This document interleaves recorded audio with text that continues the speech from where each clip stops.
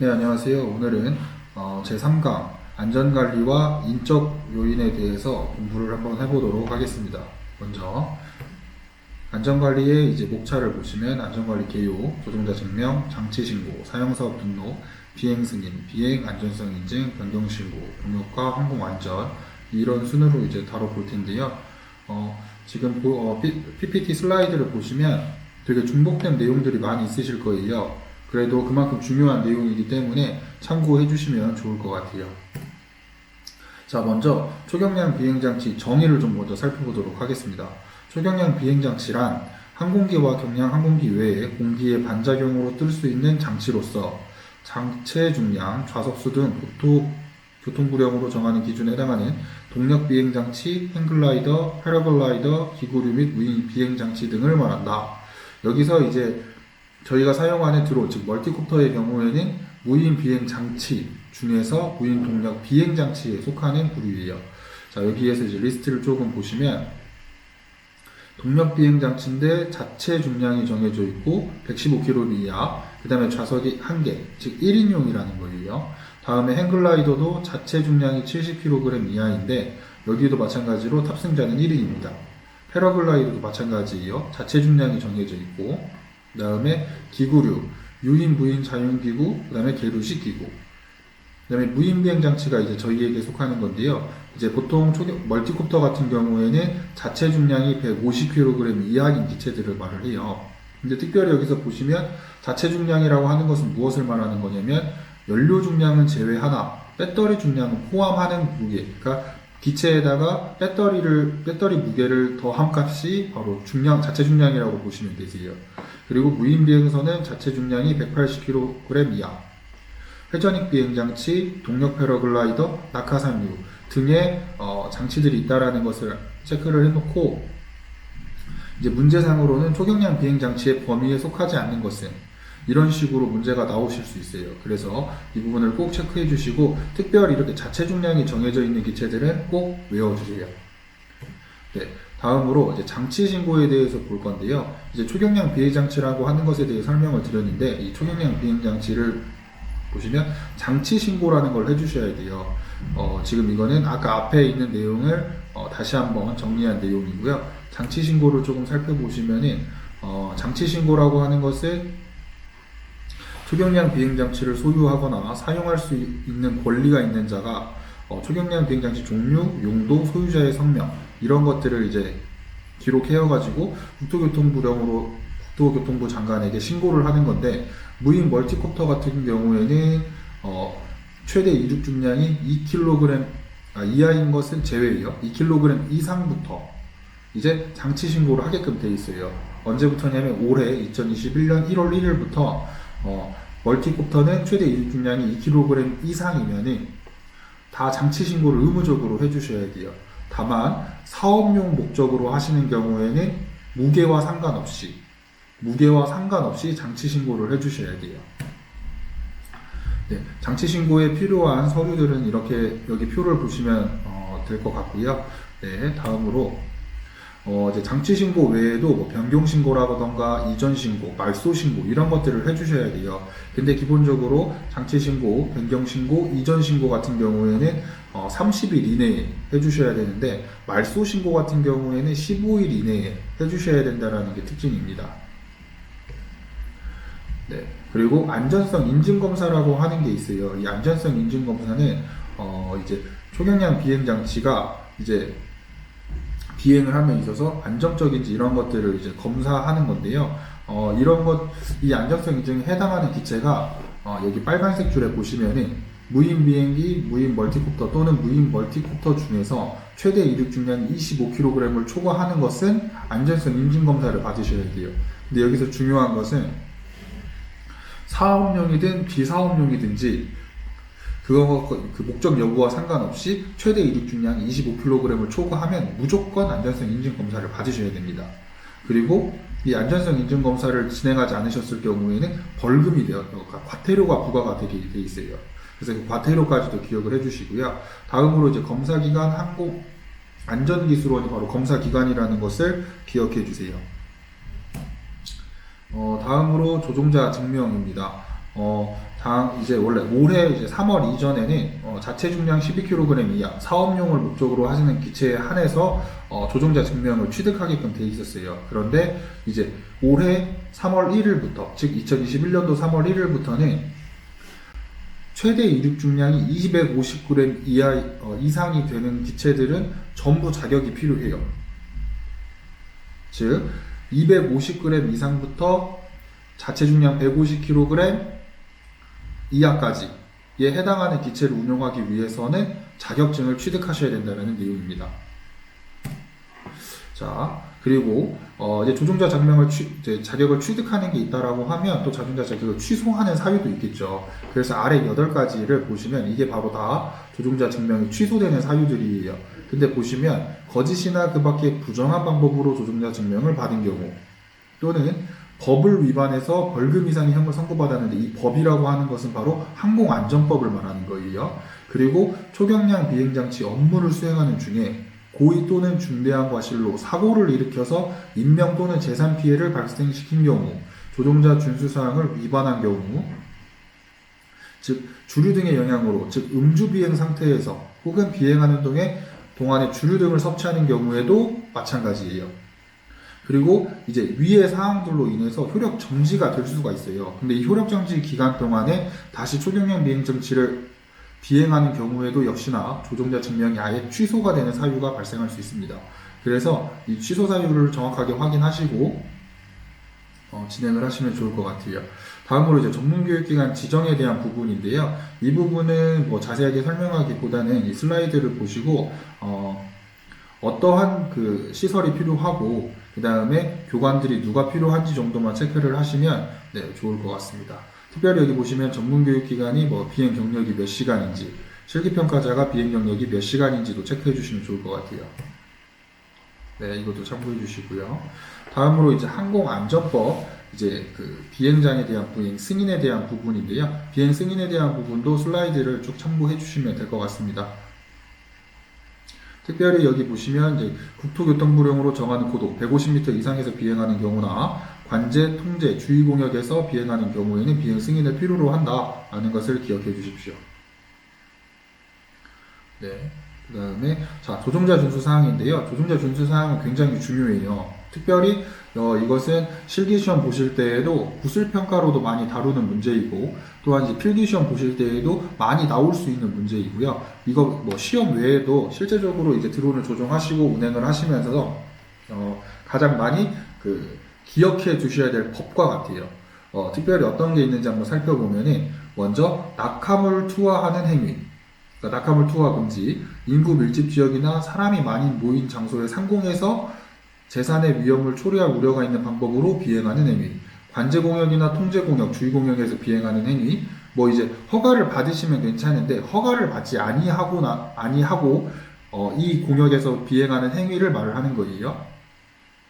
다음으로 지상 목표물을 육안으로 식별할 수 없는 상태에서 비행하는 행위, 비행 시정 및 구름으로부터 거리 기준을 위반하여 비행하는 행위, 그 다음에 일몰부터 일출 전까지 야간에 비행하는 행위, 이건 이제 야간 비행 금지라고 하는데요. 이제 야간이라고 하는 것을 특정한 시간대로 구분을 하는 것이 아니라 일몰과 일출이라고 하는 것으로 비교를 했어요. 그 이유가 뭐냐면 매일매일 일몰과 일출 시간이 달라지기 때문에, 예를 들어서 뭐 여름 같은 경우에는 해가 떠 있는 시간이 더 길고, 그 다음에 겨울 같은 경우는 해가 떠 있는 시간이 상대적으로 적은데 그걸 시간으로 정하게 되면은 여름에는 적용이 되고 겨울에는 적용이 안 되고 막 이런 식의 그 문제가 발생할 수 있어서 이것을 일몰과 일출이라고 하는 것으로 잡았어요.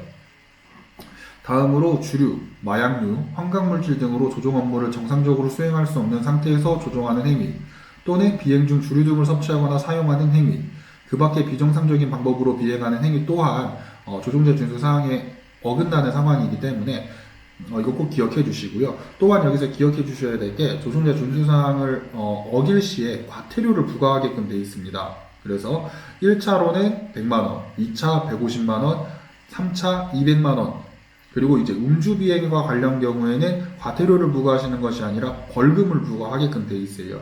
그래서 이것을 구분해서 꼭 외워주시길 바랍니다. 네, 개선 명령은 참고해 주시고요. 그 그다음에 이제 이게 아까 말씀드렸던 음주 비행에 해당하는 부분인데요. 알코올 농도가 0.02% 이상부터 걸리게끔 되어 있어요. 운전면허는 이제 0.04%인데 항공에서는 0.02%부터 이제 체포가 되시고요. 그 다음에 0.09%를 넘어가게 되면은 이제 여기서는 효력정지 180일 또는 자격증명 취소인데, 이것과는 별개로 이제 벌금을 부과하시게 되는데, 최대 벌금 3천만 원 이하, 징역으로는 3년 이하의 징역에 처하실 수가 있으니까 이것은 꼭 주의해 주시기 바랍니다.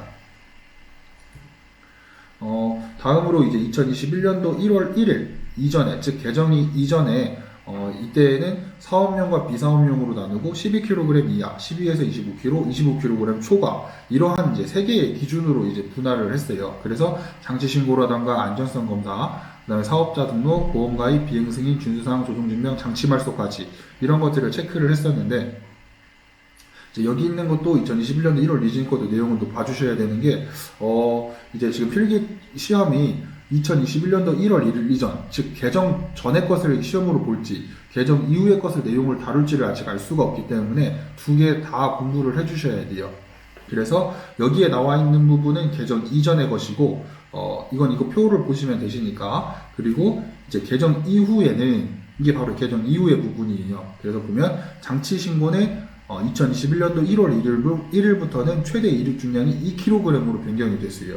그래서 2kg 이상인 기체들은 모두 다 장치 신고를 해주셔야 되는데, 다만 사업용인 경우에는 무게와 상관없이 모두 장치 신고를 해주셔야 돼요.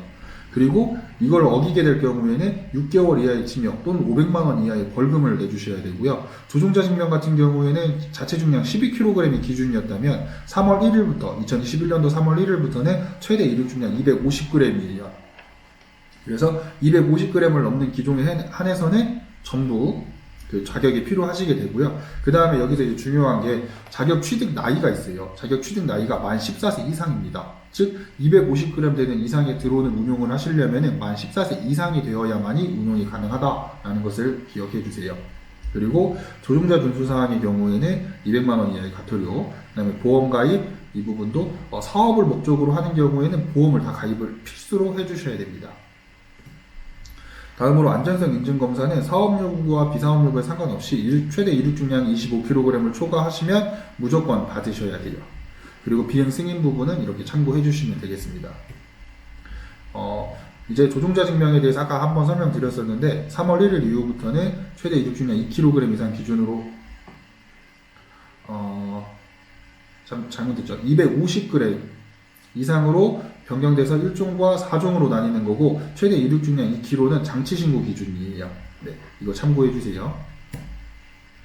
네, 이 부분은 좀 체크를 제가 좀 해놓도록 할게요. 자, 페인트에서 202kg가 아니라 250g입니다. 기준으로 해서 1종과 4종으로 나눈다. 이렇게 보시면 될 것 같습니다. 자, 자격을 취득하시게 되면 이렇게 두 가지의 자격증이 이제 발급이 되실 거고요. 기존에 3월 1일 이전에는 이제 나이 기준으로 만 14세와 만 20세 이상으로 따졌었고, 조종자는 20시간, 지도 조종자는 앞에 누적 20시간을 포함해서 추가 80시간에서 총 100시간, 실기평가자는 150시간으로 진행을 했었습니다. 그러나 이제 3월 1일부터는 세분화가 되면서 250g부터 2kg까지를 4종, 2kg부터 7kg를 3종, 7kg부터 25kg를 2종, 25kg을 초과하는 드론들을 1종에 해당으로 이제 놨습니다. 그래서 1종, 2종, 3종, 4종 순인데요. 4종은 보면 250g부터 2kg까지예요. 그래서 온라인 교육으로만 진행을 하시면 자격을 취득하실 수가 있어요.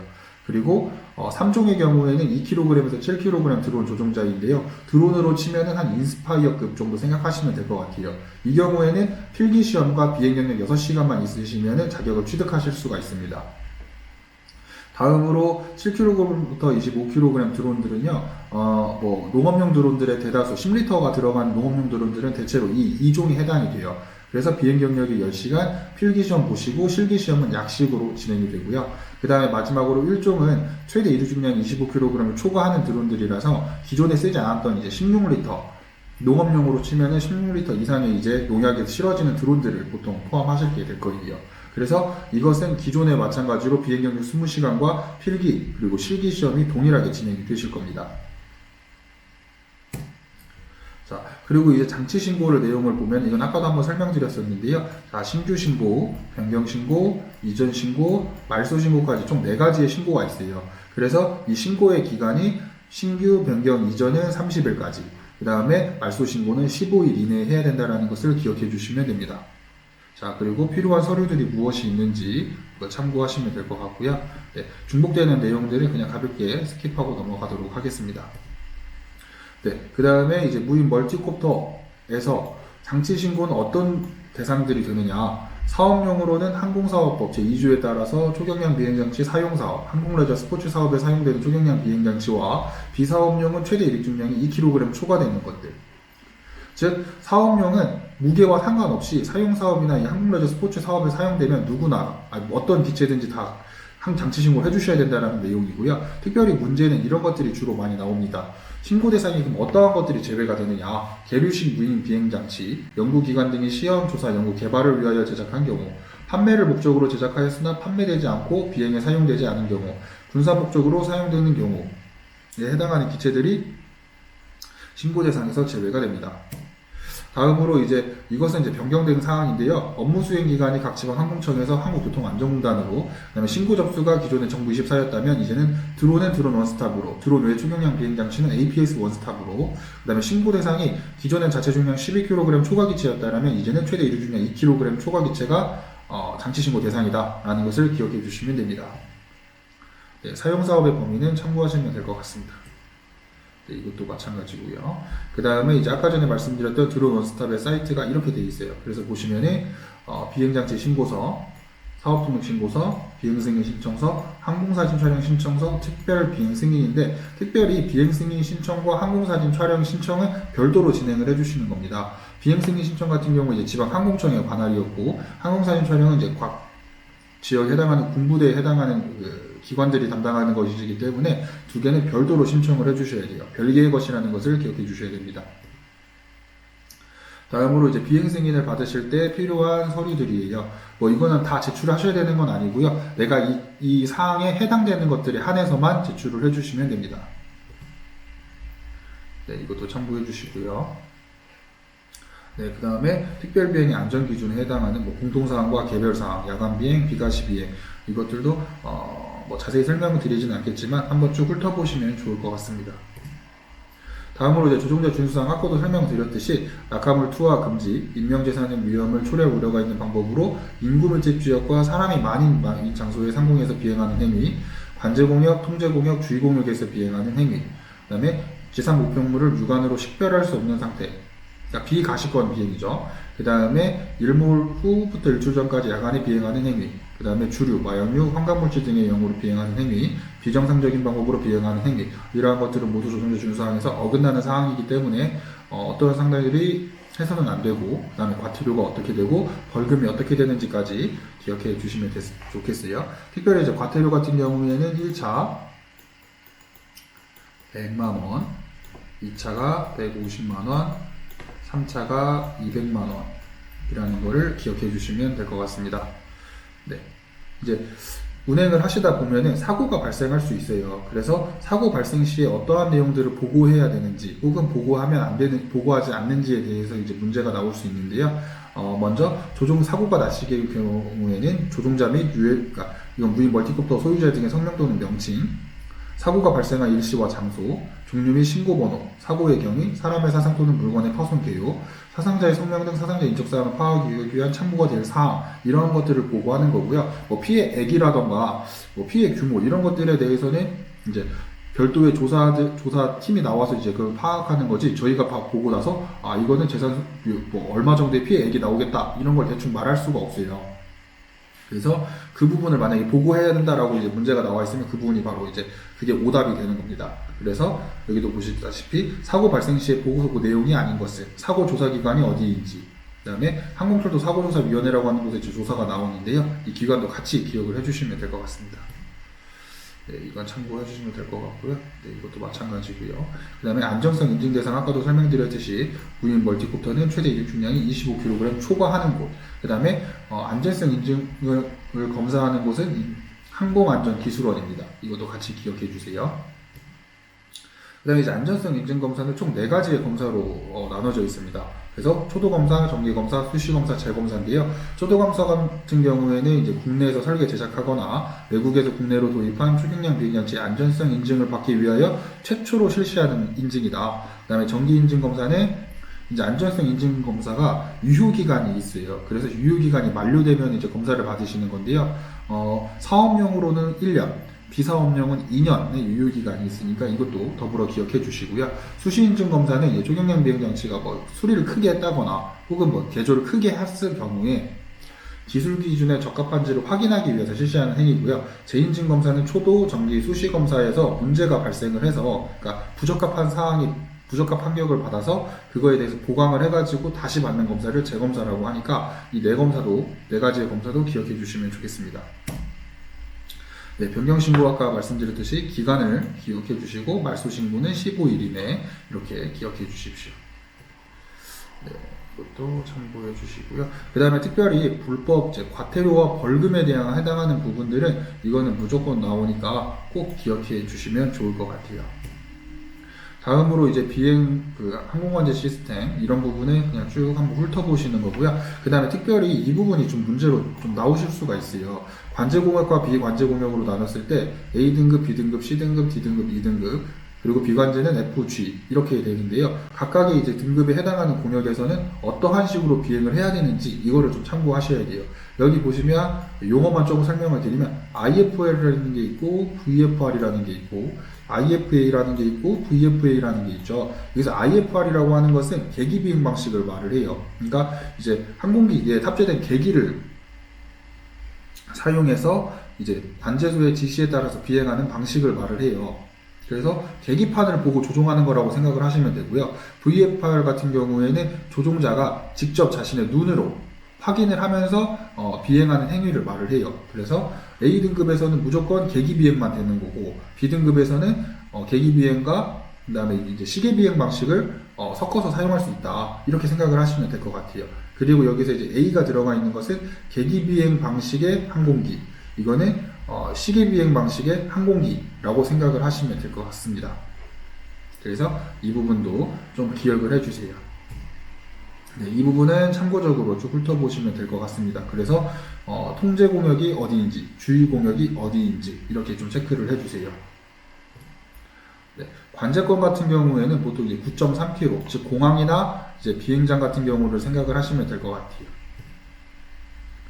그 다음에 관제구, 비행장 교통구역, 이것도 용어 정도는 간단하게 좀 이렇게 외워두시면 좋을 것 같고요. 비행금지구역 같은 경우에는 구술평가에도 이제 나오는 이제 항목인데요. 특별히 총 7곳이 있어요. 그래서 P518, P73, P61, 62, 63, 64, 65 각각의 그 위치가 어디이고 그 명칭이 무엇이 되는지를 좀 기억해 주세요.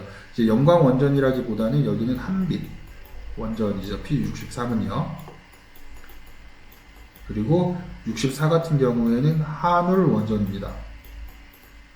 그래서 울진에 있고 한빛은 영광에 있다. 고리 원전은 부산에 있어요. 그 다음에 월성은 경주에 있습니다. 네, 이렇게까지 같이 기억을 해주시면 더 시험 문제 푸시는 데 도움이 되실 거예요. 그 다음에 드론 비행 제한 구역은 고도 150m 미만 시계거리 내에서는 허가 없이 비행 가능한 지역을 말을 하는데요. 대신에 서울 내 비행 제한 구역은 무조건 비행 승인을 받아야 되기 때문에 이것까지는 좀 경사 기억해 주세요. 네, 그리고 이제 다음으로 인적 요인인데요. 인적 요인 같은 경우에는 어려운 문제는 아니고요. 약간 쉬어가는 문제라고 보시면 돼요. 그래서 어떤 식으로 문제가 나오냐면 교관의 기본 자질이 이제 이러한 여러 가지가 있죠. 근데 이 중에서 교관의 기본 자질이 아닌 것은 어떤 것이냐? 교관이 범하기 쉬운 실수가 아닌 것은 무엇이냐? 교관 언어 표현 기술 상상 방법 중에서 여기에 해당하지 않는 것은 무엇이냐? 이 정도만 체크해 주셔도 충분히 푸실 수 있어요. 그리고 비행 전에는 어떠한 점검이 이루어지는지를 좀 보셔야 되는데요. 처음에 하시는 게 이제 배터리에 대한 부분, 그 다음에 기체 점검에 대한 부분, 그리고 GPS 확인, 그리고 비행장이 안전한지 이러한 4가지의 점검을 여기 비행 전에는 진행을 하셔야 돼요. 그리고 나서 비행 후에는 이제 기체 점검을 해주시면 됩니다. 그래서 비행 전 점검과 비행 후 점검에 어떠한 것들을 점검하는지를 기억해 주시면 될 것 같습니다. 다음으로 이제 인적 요인 모델 중에서 사고 발생 모델이에요. 그러니까 이제 과거 이제 사람으로 인해서 발생되어지는 사고, 이러한 것들을 분석해놓은 모델이라고 보시면 되는데요. 저는 오늘 여기서 4가지의 모델을 조금 소개해 드리려고 해요. 첫 번째는 바로 하일리 법칙입니다. 이렇게 들으시면 좀 낯서실 수 있는데요. 1대 29대 300 법칙이라고 해서 이제 보통 사고로 비교를 해요. 한 가지의 대형 사고가 있기 전에는 29가지의 중형 사고, 그 전에 소형 300가지의 사고가 있었다. 근데 이것을 이제 사람으로 적용을 해서 중상자 1명 이전에는 경상자 29명, 그리고 잠재적 부상자가 300명이 있다. 그래서 이러한 이제 큰 사고가 우연하게 계속 일어나는 것들이 아니라 잦은 위험 노출과 사고가 반복되는 과정에서 여기로 큰 사고로 연결이 되어야 된다. 그래서 자잘자잘한 사고부터 관리를 해야 된다라는 것에 대한 부분을 말하는 게 바로 하일리 법칙입니다. 다음으로 이제 쉘 모델인데요. 각기 소프트웨어, 하드웨어, 그 다음에 환경, 그 다음에 인간, 그 다음에 관계, 이러한 각각의 요소들이 사고로 둘의 이제 이 각각의 요소들이 서로 관계를 맺으면서 사고로 연결될 수 있다라고 말하는 부분인데요. 인간과 소프트웨어, 인간과 기기, 인간과 환경, 인간과 인간관계에 있어서 발생되어질 수 있는 사고, 이런 것들을 조금 체계적으로 관리하는 모델이라고 보시면 될 것 같아요. 그래서 쉘 모델. 그리고 다음으로는 스위스 치즈 모델인데요. 스위스 치즈가 여기 이미지에서 보시는 것처럼 이렇게 구멍이 숭숭숭 뚫려있는 치즈예요.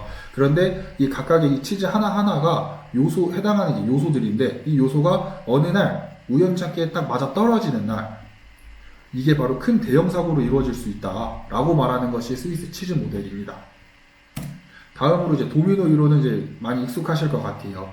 이제 여기도 이제 각각의 요소가 있는데, 이 요소 하나하나가 이제 보통 도미노가 하나가 무너지면 나머지도 다 무너지잖아요. 그런 것처럼 얘도 이 하나의 요소가 넘어지게 되면서 다른 요소에도 영향을 줘서 결국에는 사고를 발생시킨다 라고 생각하는 이론입니다.